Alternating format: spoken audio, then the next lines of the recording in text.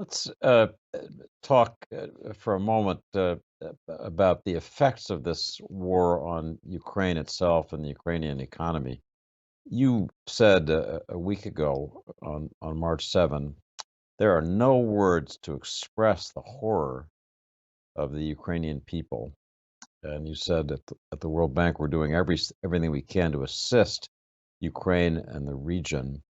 I know you've spoken directly with President Zelensky and outlined for him what the World Bank proposes to do in terms of emergency relief for this country that is being battered so brutally by the Russian invasion. Could you just summarize for our viewers what the emergency proposal that you've made to President Zelensky is? Yes, thank you. So I had first gone to Ukraine in 2019 and saw an economy that was in transition.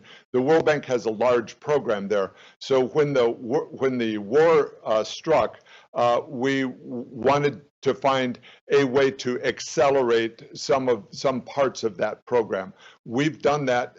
So we've taken multiple steps. One is to from our own funds, we've been able to begin the disbursements. We actually made disbursements last week of $325 million, and we have a press release going out today showing that we now have $923 million that's been made available over the last 2 weeks, including that first disbursement for Ukraine. This is cash that the government can use to pay current services which are in such demand in Ukraine of government workers, for example, and pensions and support that's much needed. And the key element here is the ability to disperse quickly. One of the challenges for the world during crises is there are pledges made, but turning those pledges into actual commitments and disbursements is a challenge. That was very much true of the COVID crisis and the vaccines, where there were many more pledges than there were actual delivery of funds or of vaccines. So we're trying to counter that or be very forthcoming in Ukraine with World Bank money and with other donors' money. We were able to announce today the addition of funding from donors through a trust fund that we set up last week. And so it can be fast acting. We've added Austria to the list. The list came out last week of Netherlands and Sweden putting in cash that's already beginning the disbursement process.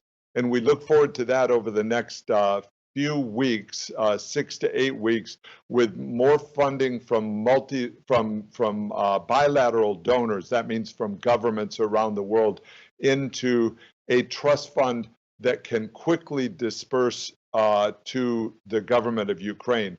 It's important to do it this way because Ukraine has limited capacity. They're under daily attacks.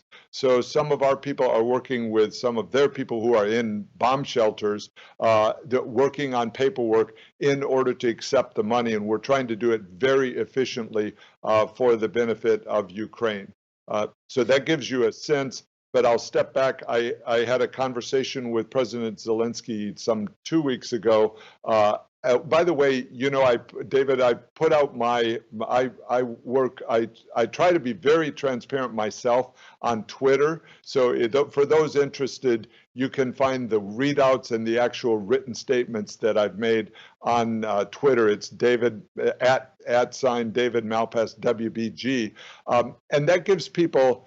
You know, I invite input from people around the world in how to make the World Bank better, how I can do a better job myself, but how can the World Bank do a better job? And with President Zelensky, I gave him input. I congratulated him on heroism and on the leadership that he's shown in the day after day in this devastating war.